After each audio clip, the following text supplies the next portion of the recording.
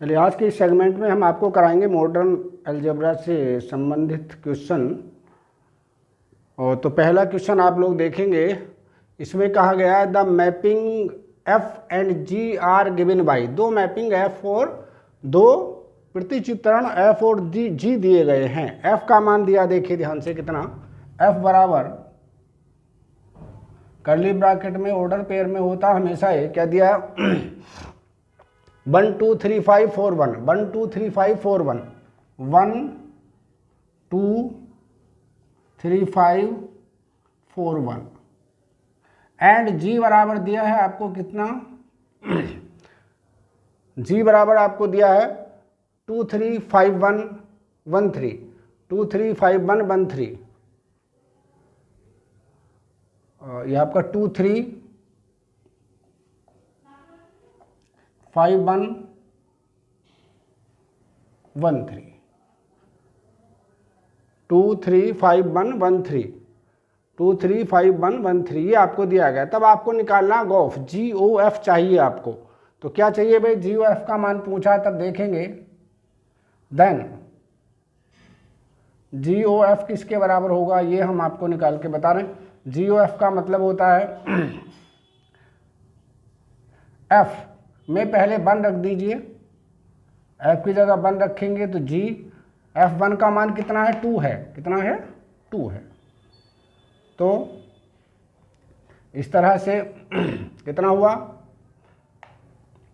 ये G2 का मान कितना हमारे पास, G2 2 में 3 हो जाता है तो 3 हो गया, तो पहला 1 का 3 आ जाता है, तो पहला 1 का हुआ 3।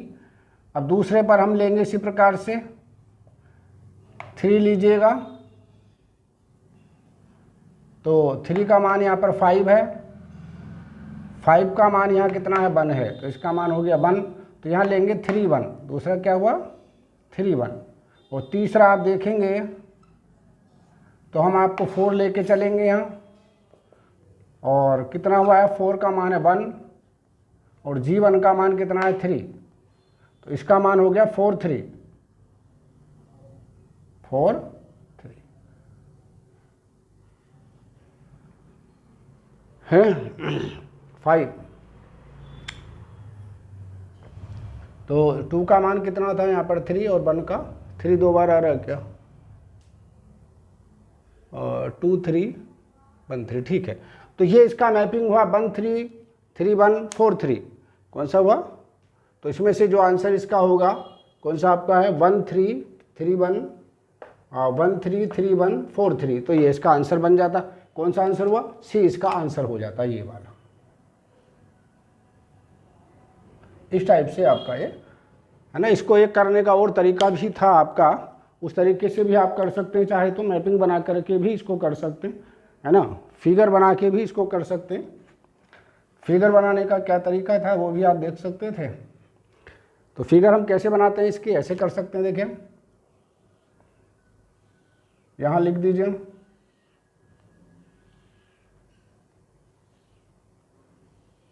यहाँ ये पहला एलिमेंट लिख देंगे, इसमें क्या क्या है 1 3 4, यहाँ पे है 1 3 और 4, और इनका 1 का इसके बाद लिखे 2 5 2 5 और 1। तो 1 का क्या है, 1 का प्रतिचित्रण है आपका, देखिए 2, 3 का क्या है आपका 5 और 4 का क्या है आपका 1। अब इस पर आ जाइए, इसमें दूसरा एलिमेंट लिख दिए 3 1, क्या है यहाँ 3 1 3 3 1 3, 2 का क्या है आपका, 5 का क्या है आपका, और इसका क्या है आपका। तो इस तरह से गॉफ अगर लिखना है आपको तो क्या तरीका आपको दूसरा लिखने का, फर्स्ट और लास्ट को ले लीजिए 1 3 3 1 4 3, ये भी एक तरीका इसका है, बिना हल किए भी आप इसको निकाल सकते हैं ऐसा करके, ठीक है। तो ये भी एक तरीका था आपका, कोई सा भी तरीका आप एडोप्ट कर सकते हैं। दोनों तरीके मैंने आपको बता दिए, अगर कहीं भी आपको एग्जाम में इस तरह से पूछा जाता है तो, ठीक है। अगला क्वेश्चन को देखेंगे, क्या कहा है कि the value of the function summation r equal to 1 से 9 sine square r pi upon 18 का मान क्या होगा, क्या 1 होगा, 0 होगा, 5 होगा या पाई होगा, ये आपको बताना है। ठीक है, तो हम लेकर के चलने, देखिए क्या दिया गया है इसमें, समेशन आर बराबर 1 से लेके 9 तक, और ये कहा है sine square r pi upon 18। क्या मान होता है, आर का मान पहले 1 रख दीजिए, तो ये बन गया sine square pi upon 18, r का मान 2 रख दीजिए, sine square 2 pi upon 18 plus dot dot अगर आप लिखें लास्ट में तो यहाँ पर आप लिख दीजिए डॉट डॉट करके साइन कितना 8 पाई अपॉन 18 प्लस साइन स्क्वायर 9 पाई अपॉन 18। ठीक, अब यहाँ देखिए इसको करने का तरीका मैं बता रहा हूँ। इसको पहला पद और 8वां पद ले लीजिएगा, पहला और 8वां पद को एक ब्रैकेट में बंद कर दीजिएगा, फर्स्ट को और 8 को, sign square pi upon 18 plus sine square कितना, ये है आपका 8 पाई बटे 18। 8 पाई बटे 18 का मतलब हो जाता है कि पाई बाई 2 माइनस पाई बटे 18। अगर इसे आपस में घटाएंगे तो पाई बटे 18 आ जाएगा, प्लस इसी प्रकार से डॉट डॉट सबको ब्रैकेट में बंद कर लेंगे। इसको लास्ट वाले को लिखेंगे हम sine pi by 2, sign square पाई बटे 2, 9 दूनी 18। अब देखिए ये क्या बन गया आपका, ये बना साइन स्क्वायर पाई बटे 18, ये बना कोस, ये कोस में कन्वर्ट हो जाएगा, तो देखेंगे ये बना साइन स्क्वायर पाई बटे 18 प्लस ये कोस में कन्वर्ट हो जाता है आपका कोस स्क्वायर पाई बटे 18 प्लस डॉट डॉट आप करेंगे तो लास्ट में आके इसका मान साइन पाई बाई 2 का 1 बन जाता। तो ऐसे करके इसका मान भी 1 हुआ, पहला और 8वें का 1 हुआ, दूसरे और 7वें का 1 हुआ, तीसरे और 6ठे का 1 हुआ, चौथे और 5वें का 1 हुआ और लास्ट का भी 1 हुआ। तो 1 2 3 4 5, इसका आंसर हो गया आपका 5। कौन सा आंसर बन जाता है इसका, इस प्रकार से 5 इसका आंसर, यानी सी इसका आंसर हुआ, ये वाला, ये। ठीक है, तो ये था आपका क्वेश्चन नंबर 2। क्वेश्चन नंबर 3 की तरफ जरा सा देखेंगे आप, तो सवाल बहुत आसान होते हैं, बस थोड़ी सी इसमें ट्रिक होती है जिसको आपको याद रखना है। ठीक है, अगला क्वेश्चन देखिए, नेक्स्ट क्वेश्चन क्या है, if G is a group of even order. Even order का मतलब होता है जिसमें एलिमेंटों की संख्या सम हो, या तो 2 एलिमेंट हो, या तो 4 हो, या तो 6 हो, of even order, then it has an element a not equal to e satisfying. ये एक प्रॉपर्टी है कि अगर कोई भी ग्रुप कैसा इवन ऑर्डर का है तो उसमें एक एलिमेंट एक ए ऐसा जरूर होगा जिसमें ए स्क्वायर का मान ई के बराबर हो। ठीक है, यानी हर एलिमेंट, एक एलिमेंट कम से कम ऐसा होगा जो खुद का अपना ही इन्वर्स हो। उदाहरण के लिए जैसे मान लीजिए जी, मैं एक ग्रुप ले लूँ, आपको देखिए ध्यान से, ई, ए, बी और सी। कितने एलिमेंट हैं इसमें, 4 एलिमेंट हैं।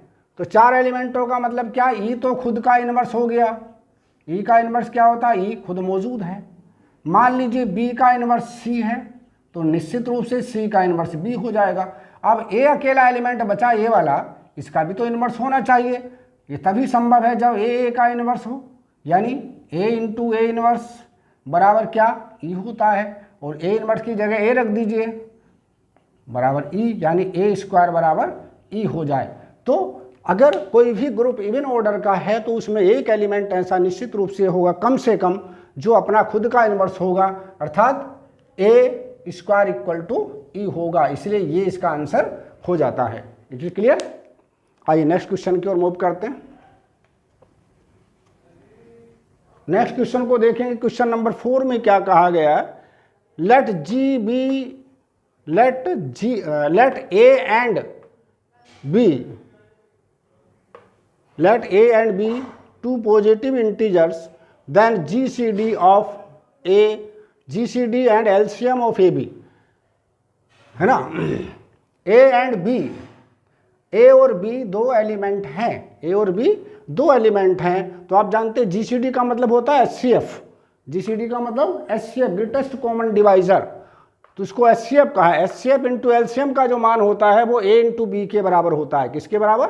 A इंटू बी के बराबर होता है। तो ये इसका आंसर हो गया, ये इसका आंसर हो गया। ठीक है, क्या हो गया? ये इसका आंसर हो गया। क्लियर बात? नेक्स्ट देखेंगे।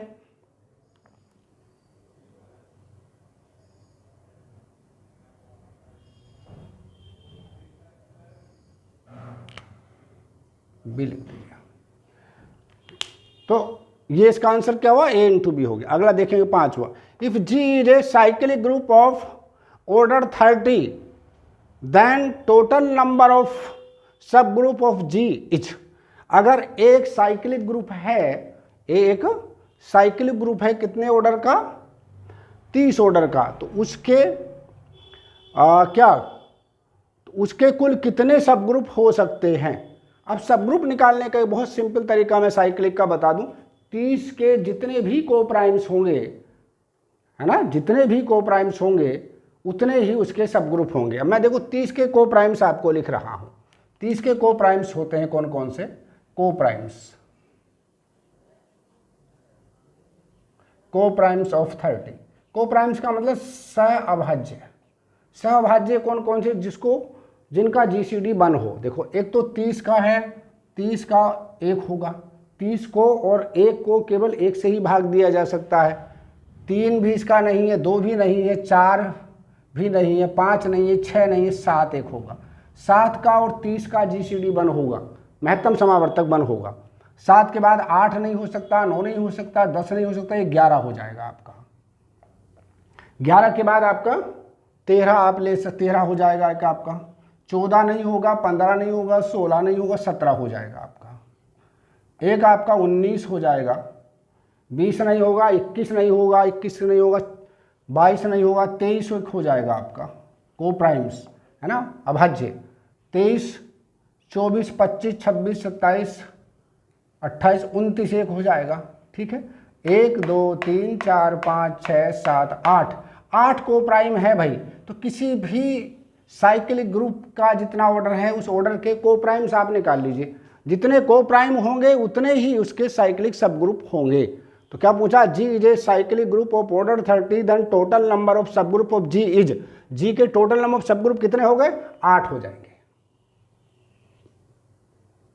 उतने ही 8 इसके हो जाएंगे। ठीक है, अब अगला देखेंगे next question number 6। If every element of a group is its own inverse then G is. अगर किसी भी एलिमेंट का प्रत्येक एलिमेंट अपना खुद का इनवर्स हो तो वो ग्रुप अबेलियन ग्रुप होता है। एक प्रॉपर्टी है, if each element of an abelian group is inverse of itself, और you can say if each element of a group is inverse of itself then group is an abelian group. किसी भी group का अगर प्रत्येक element अपना खुद का inverse है, यानी A इनवर्स बराबर A, B इनवर्स बराबर B, C इनवर्स बराबर C इस तरह से है, तो वो ग्रुप अबेलियन होगा। कैसा होगा? अबेलियन होगा। तो क्या लिख देंगे इसको? वो ग्रुप कैसा होगा? अबेलियन ग्रुप हो जाएगा। तो कौन सा आंसर हुआ? C इसका ये आंसर हुआ। यानी अगर किसी एलिमेंट का प्रत्येक एलिमेंट अपना खुद का इनवर्स है तो वो ग्रुप कैसा होगा? अबेलियन होगा। 7वां देख लेंगे, इन ए ग्रुप G। यहां देखेंगे 7वें सवाल को जरा सा देख लीजिए। इन ए ग्रुप G, ग्रुप G दिया है क्या?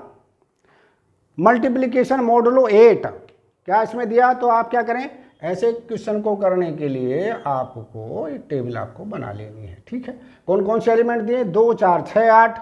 तो यहाँ लिखा आपने 2, यहाँ लिखा 4, यहाँ लिखा 6, यहाँ लिखा 8। ऐसे करके 2 और ये आपका 4, ये आपका 6 और ये आपका 8। यहाँ मल्टीप्लिकेशन 10 कर देंगे। ठीक, अब क्या करें? 2 की 2 से गुणा करिए 4, 2 की 4 से करिए 8, 6 दूनी 12, 12 में से 10 घटा दीजिए 2, और इसके बाद 8 दूनी 16, 16 में 10 घटाइए 6।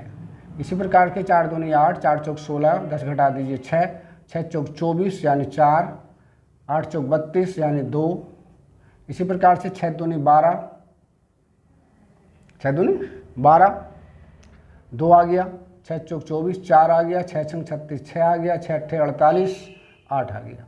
इसी प्रकार से 8 दूनी 16, 6 आ गया, 8 चौक 32, 2 आ गया, 8 छंग 48, 8 आ गया, और 6 अट्ठे 8 8 64, 4 आ गया। ठीक, तो अब इसमें देखेंगे कि ऐसा कौन सा एलिमेंट है ना, जिसके आने से कोई फर्क नहीं पड़ रहा। ठीक है, देखिए 2 का 6 से गुणा करा तो 2 आ गया, 4 का 6 से गुणा करा तो 4 आ गया, 6 का 6 से गुणा करा तो 6 आ गया, 8 का 8 से गुणा करा तो 8 आ गया। तो हम यहाँ ये देख रहे हैं कि इन एलिमेंटों को, इस कॉलम को देखिए, इस वाले को, ठीक, और एक इस वाली रो को देख लीजिए, ये वाली रो देख रहे हैं, ये दोनों सेम हैं।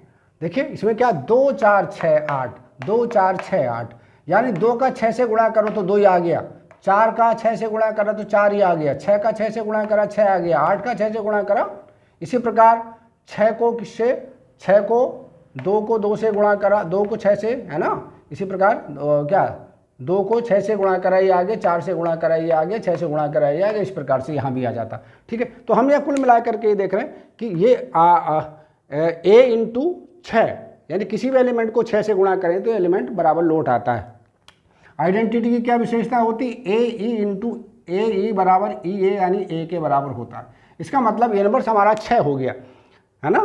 थर्ड रो, थर्ड कॉलम और थर्ड रो आइडेंटिकल हैं, इसलिए 6 हमारा क्या हुआ, इनवर्स हो गया। इसलिए में इसका इनवर्स क्या हुआ, 6 इसका इनवर्स हो जाता है, इसलिए आपका आंसर हो गया सी। ठीक, आगे क्या कहा, let G be a group with binary operation star defined by. देखिए किस प्रकार से ऑपरेशन को डिफाइन कर रहे हैं कि जी एक ग्रुप है और स्टार उसका ऑपरेशन है, और स्टार को इस प्रकार से डिफाइन परिभाषित किया जा रहा है कि ए स्टार बी का मतलब ए प्लस बी प्लस 1 बताया गया है। ठीक है, इस प्रकार से परिभाषित किया गया। तो और ए भी जहां जी को बिलोंग करते हैं, the inverse of an element C of G is, तब सी का इनवर्स बताना क्या होगा भाई, सी का इनवर्स बताना है आपका क्या होगा, ये बताने सी के इनवर्स को। देखिए पहले में कहा 2 प्लस सी होगा क्या, 2 माइनस सी होगा क्या, -2 प्लस सी होगा या -2 माइनस सी होगा। तो इनवर्स निकालने के लिए सबसे पहले आप आइडेंटिटी फाइंड आउट करेंगे। आइडेंटिटी निकालने का तरीका ये होता, ए स्टार ई बराबर ए हो जाता, इसका मान हम रख देंगे ए प्लस ई प्लस 1 बराबर ए से ए कैंसिल हो गया, ई का जो मान है वो -1 हमें प्राप्त हुआ, यहाँ से ये देखेंगे आप। ठीक है, ई का मान हमें क्या मिला, -1 मिला। अब हमें किसका इनवर्स चाहिए, देन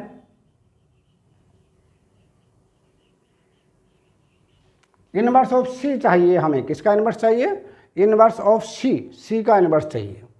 तो सी का इनवर्स निकालने का क्या तरीका, सी स्टार सी इनवर्स बराबर -1, यानी ई हो जाना चाहिए। तो ये रहा आपका, इसका मान रख देंगे c plus c inverse, c plus c inverse plus 1 बराबर, इसका मान क्या निकाला, ई का आपने -1 निकाला। तो ई का सी का इनवर्स हम लोगों को निकालना, सी इनवर्स किसके बराबर हो गया, -1 को इधर ले आइए, -2 और माइनस का सी, तो कौन सा आंसर हुआ, -2 माइनस सी। तो इसका इस तरह से आंसर बन जाता है कौन सा, लास्ट वाला डी आपका ये आंसर बन जाता है, ये वाला। ठीक है, अगला क्या कहा, एवरी सब group of A cyclic group is, every सब ग्रुप, ये प्रॉपर्टी है, एवरी सब group of A cyclic group is a cyclic.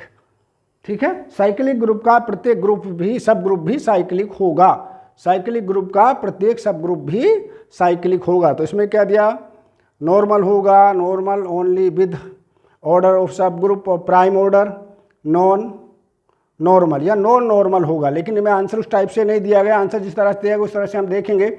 Every सब group of A cyclic group is normal, normal भी होता है, क्यों होता है भाई, क्योंकि लेफ्ट कोसेट और राइट कोसेट इसमें बराबर हो जाते हैं, इसलिए साइक्लिक ग्रुप का प्रत्येक सब ग्रुप कैसा होगा, नॉर्मल सब ग्रुप हो जाएगा। कैसा हो जाएगा, नॉर्मल। तो ये भी आपका एक आंसर बन गया। चलिए जिस तरह से आंसर दिया है वो भी याद रखेंगे, और अगर इस तरह देते कि प्रत्येक सब ग्रुप साइक्लिक ग्रुप का प्रत्येक सब ग्रुप साइक्लिक होता तब भी ठीक होता, लेकिन जैसा सवाल में दिया है वैसा ही हम लोग करेंगे। तो इतना आप लोगों को करना है, शेष पार्ट को हम अगले लेक्चर में डिस्कस करेंगे। इन क्वेश्चनों को सावधानी से आप लोगों को करना है। चलिए बहुत बहुत धन्यवाद।